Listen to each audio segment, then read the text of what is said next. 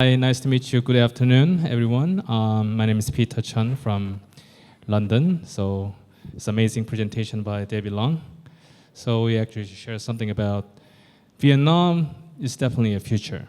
So it's most important thing is how we just like make this thing really happen, and the way how we can do it, we can build it. So I'd like to share with you what I do now and what I have been doing based on the small city. So David is really focused on technologies and also his visions and potentials, and also the technology trends around the world. I'm much more focusing on how to just making a platform to contain those contents in it. So currently I'm working with building up the smart city master plan around 7 countries now, and Vietnam is one of them. So I'm hopefully to build up the sharing all the philosophies and visions of smart cities and based on innovation ecosystem within it. And so I categorize, because my first smart city project was back in 2014 in London.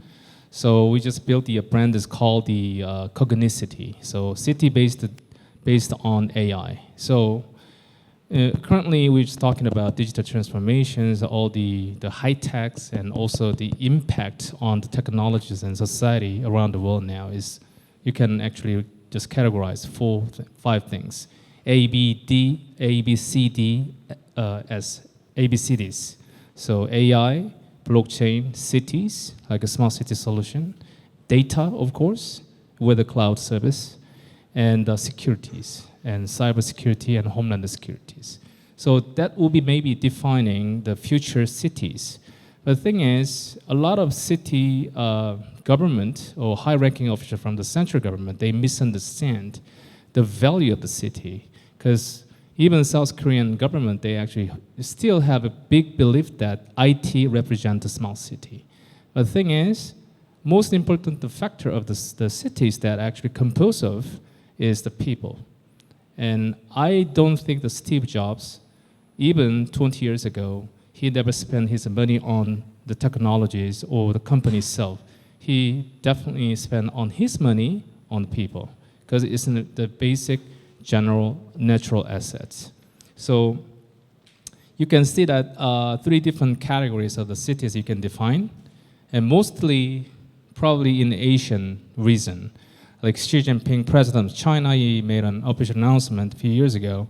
He would build 300 smart cities within the Chinese territory. And also Indian governments, Modi, Prime Minister Modi, he also made the announcement 100 cities within the city, Indian cities. And Korea, I was appointed by presidential office last year. So I became the national master planner of the smart cities for Korea. So I was in charge of $2 billion smart cities, including Busan. Most of the cases in Asia is something different from what I believe regarding the smart cities from Europe. The cities in Asia is much more like new development projects.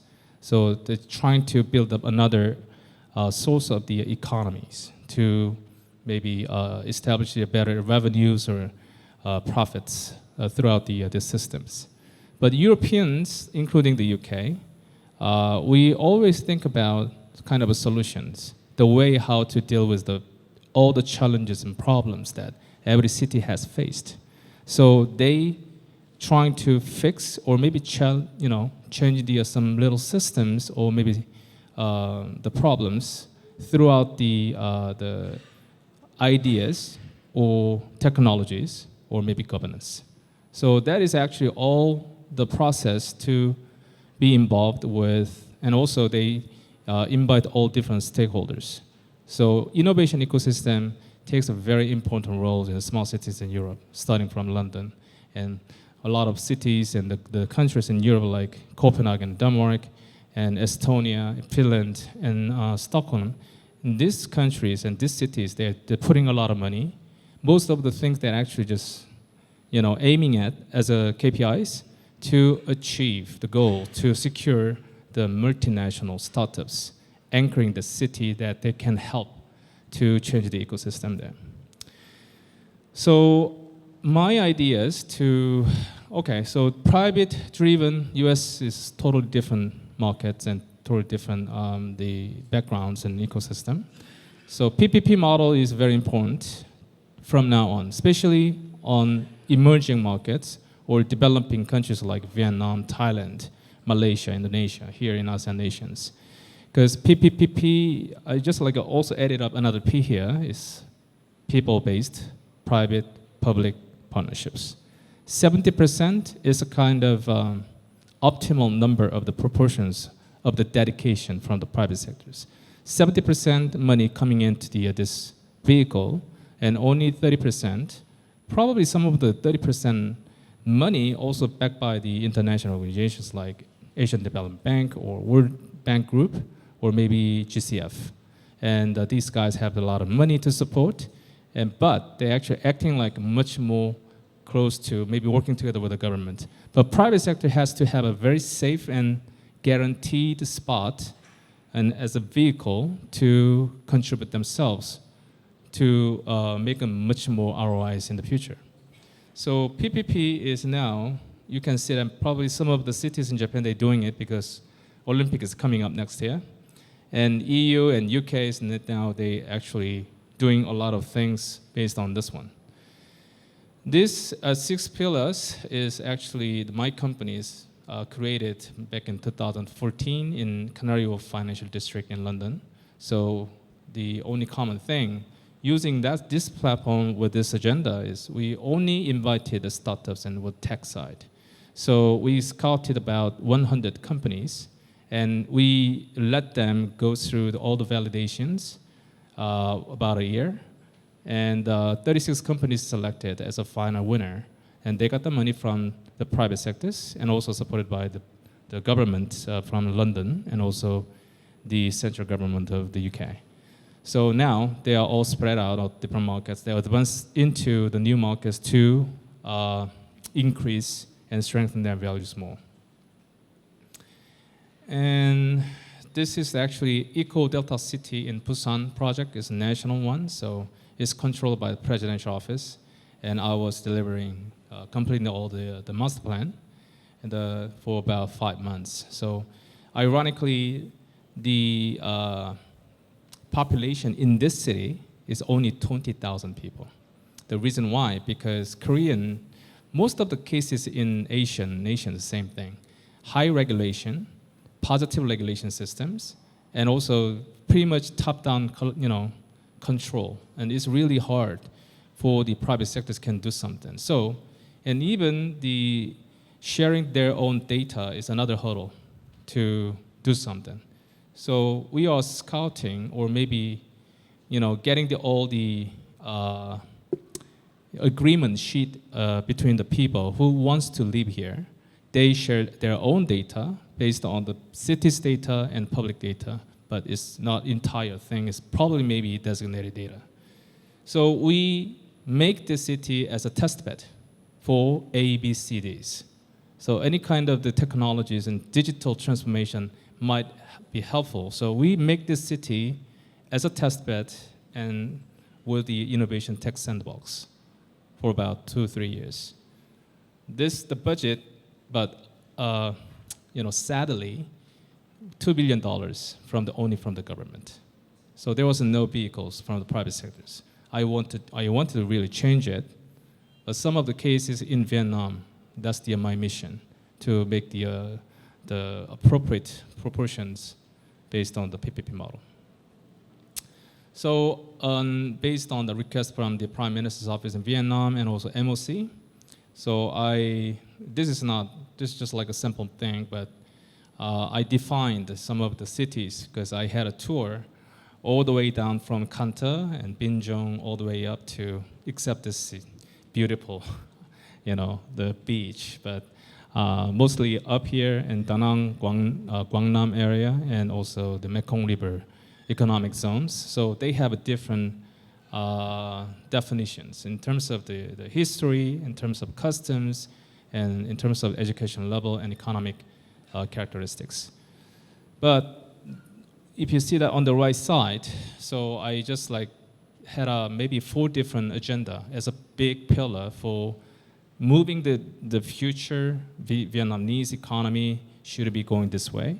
So first of all, I see a lot of people dumping everything everywhere. So waste management is the very important thing for the start. And also the e-mobility systems, smart mobility is another one, another important thing. And security and data-driven platform, and also the green energy based on the smart grid is very important thing to make something big change to leap on the quantum jump for Vietnamese economy in the future. So this is the mechanism I created for the Vietnamese government. So PPP model, but almost 70% coming from the private sector, only 30% coming from the public sector, supported by these international organizations. So it is kind of ideal, but I'm not quite sure we can make it perfectly, but we try to make a very similar model to support very independent, and most important thing in the future, the cities we are actually aiming at as a smart city must be survived based on their own engines or economic sustainability. And as I said one more time, emphasize all the time, regarding this smart city agenda, citizen is the key, the people is the key to produce a lot of data, sharing the data, and also contribute to your city with the digital transformation. So this is some values and visions that I actually created in South Korea last year, of course. The same thing, core value. And this is the biggest structure and mechanism to support the startups. So as you can see in Vietnam, there's no GM or maybe AT&T, for example, SAP. So like, mid-sized enterprises, so many enterprises here in Vietnam, like Vingroup or EVN or VNPT, Vietcombank. So they need to achieve their goals or their values like international level. So they have to struggle in that way too. But if you look around here in Vietnam, you definitely see lots of startups, innovators. And naturally say that, probably the level of startups in Vietnam is between low tech and mid tech. And probably maybe the big giants and enterprise in Vietnam, probably mid tech, maybe pursuing to the high level. We need to nurture this ecosystem throughout these materials. So all the smart cities, they have a secured position, rooms, about 30% budget on the smart city should be spent on those companies. So which is called Smart City Tech Sandbox. And they have to go through the core programs about a year. And eventually we are going to select as a final stage. And these companies can advance into other markets. And even a lot of stakeholders putting the money from private sectors, they are definitely a beneficiary.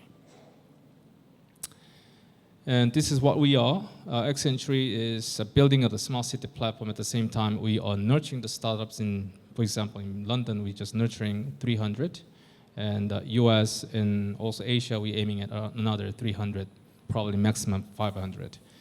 And we have the platform to invest in those companies, and it's called Archive Labs, based in the US. And we are also specialized in the funding them, also the transform into other levels of the investors, or maybe M&A process. Then they can make a very successful cases out of it. There are so many different kind of fields in small cities, but most important thing, every resources is limited. So you have to make a decision how to prioritize your thing. And here in Hanoi might be different, or maybe Ho Chi Minh will be different. And I emphasize this model as well. So I'm currently helping the Dutch Holland government in terms of the cross-validation network between the cities. So I strongly recommend the Vietnamese government and city government here should have a network and based on innovation ecosystem, and also the sharing the themes of the smart cities with other cities in Europe, also in other cities as well.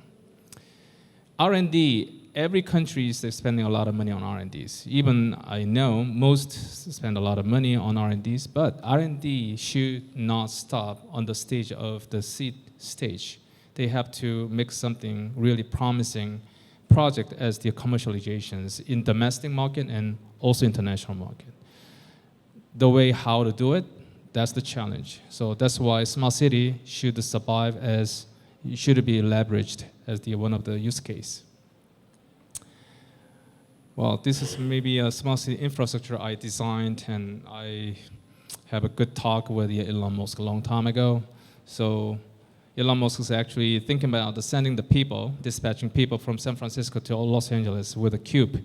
But my idea is putting the freight instead of people to reduce the logistics fees and time altogether. So this is one of the topics, or maybe models that you can see something smart city can do for the citizens. And Level 39 in London, we do this kind of thing that I explained. And you can come to London, you can just maybe visit us anytime. It's another hub, Europe's largest open tech cluster. Then you can see you can meet a lot of different unicorns and the startups as well. Thank you very much.